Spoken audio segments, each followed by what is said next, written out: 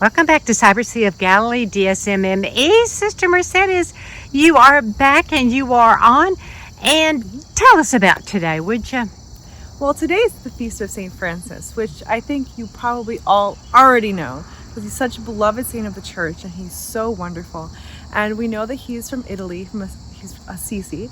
It's a beautiful, beautiful town I had the privilege to visit last year. Sister, have you been? I have. It's so beautiful. It is gorgeous. Any of you who have gone, beautiful. Thank you. If you're going, pray for us. If you haven't gone, please try and figure out a way to go, and then pray for us and pray for your family. But it's very beautiful.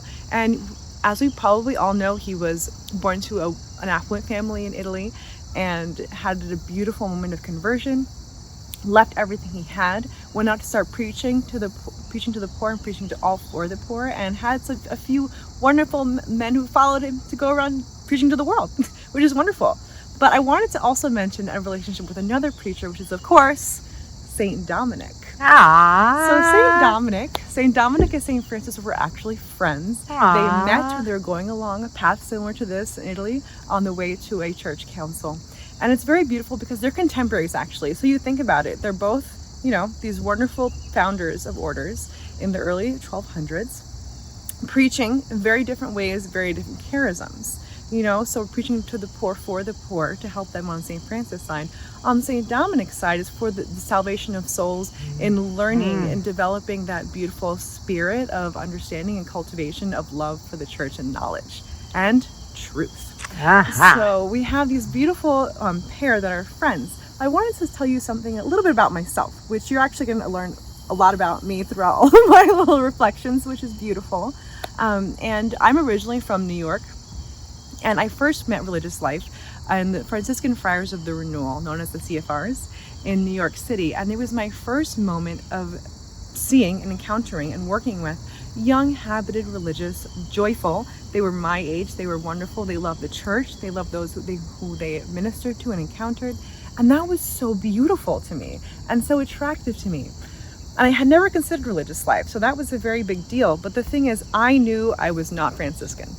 I'm not Franciscan. Me either, sister. But I had no idea other orders really existed that I could join. I mean, I wasn't a Sister of Life either, and they were in New York.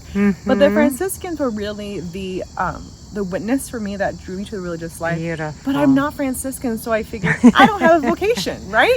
I just leave it there. I don't have a vocation.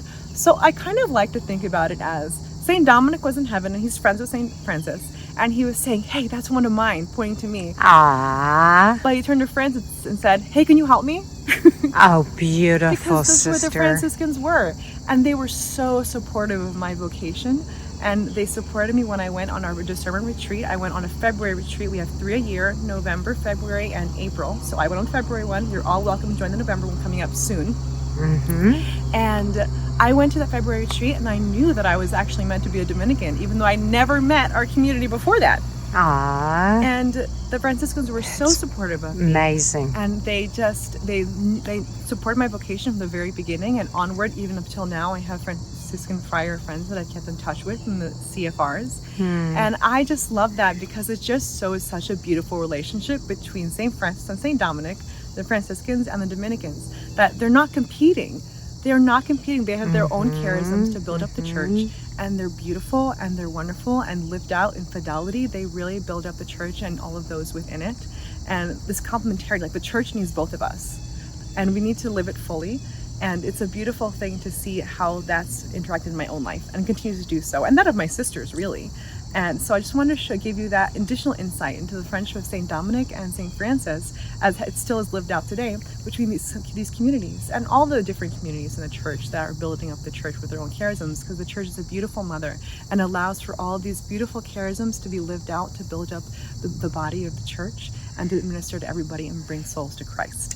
So there's my little reflection. Thank you, sister. Beautiful. It's a wonderful thing. Happy Feast of St. Francis, Happy everybody. Feast to everybody. And may everybody get outside and enjoy nature, Yes. because he is one of the saints who really knew how to appreciate it the most.